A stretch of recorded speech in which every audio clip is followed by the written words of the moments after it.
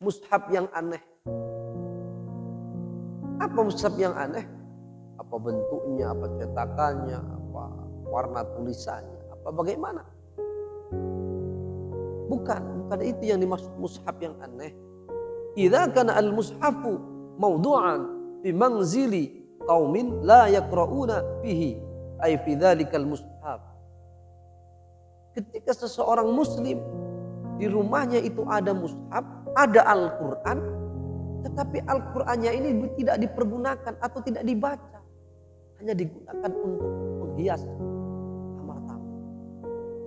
Maka dengan bangganya biasanya kalau bertemu dengan teman, saya ini di rumah ini banyak sekali Al-Quran, masih bagus-bagus Quran saya. Padahal Quran yang bagus tidak dipergunakan. Bahkan ada yang Quran itu digunakan katanya tak pajang sajalah Quran. Kenapa?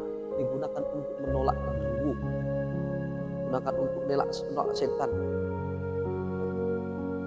Kalau tidak dibaca ya percuma. Al-Quran itu harus dibaca.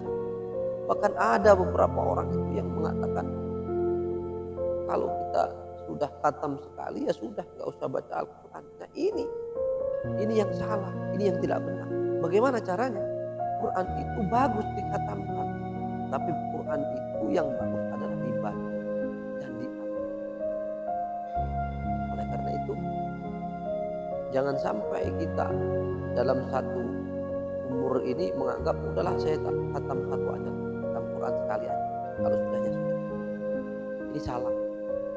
Yang benar adalah Quran itu dijadikan pedoman kita. Kita baca Al-Quran, kita coba untuk mengetahui dalam isi dalam Al-Quran, dan kita coba untuk mengamalkan Al-Quran. Khairu man ta'allama al-Qur'ana wa 'allama. Sebaik-baiknya orang adalah orang yang mau belajar dan mau mengamalkan Al-Quran.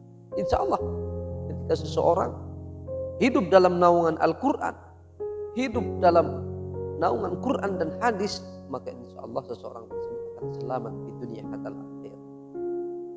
Yang selanjutnya, wal Qur'anu gharibun, Quran yang aneh. Apa Quran yang aneh itu? Idza kana mahfudhan fi jawfil fasiki.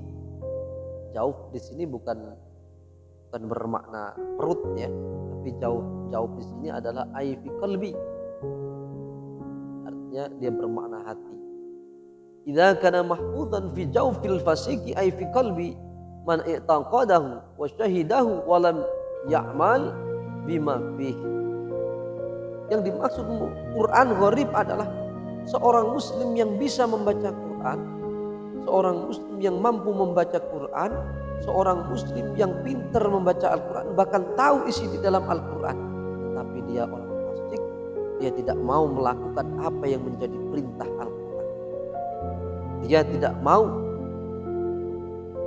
mengerjakan apa yang diperintahkan Al-Quran, dan dia tetap melanggar walaupun itu memang oleh Al-Quran memang tidak diperbolehkan. Artinya ini orang fasik, tahu hukum Quran, tahu hukum, tetapi hukumnya tersebut tetap tidak dipergunakan untuk dalam kehidupan sehari-hari.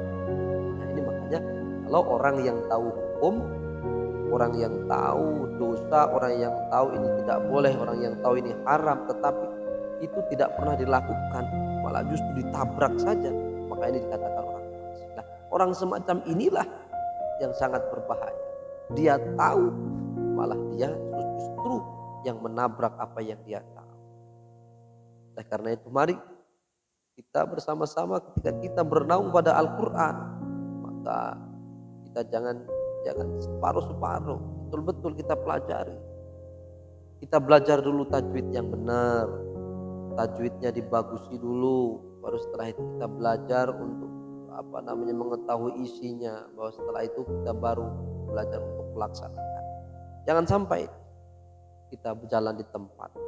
Nah, saya sudah tua Pak, malu saya kalau mau belajar lagi. Kenapa malu? Orang menuntut ilmu itu mulai dari bayi sampai mau meninggal dunia. Jadi anjuran orang menuntut ilmu itu, kewajiban orang menuntut ilmu di setiap ketika dia punya umur itu maka wajib. Jadi kalau ada orang yang sudah tua kepingin belajar, jangan malu. Bagi saya kalau ada orang tua, ada orang yang ingin belajar kebaikan kok malu, berarti dia malu masuk ke dalam surga.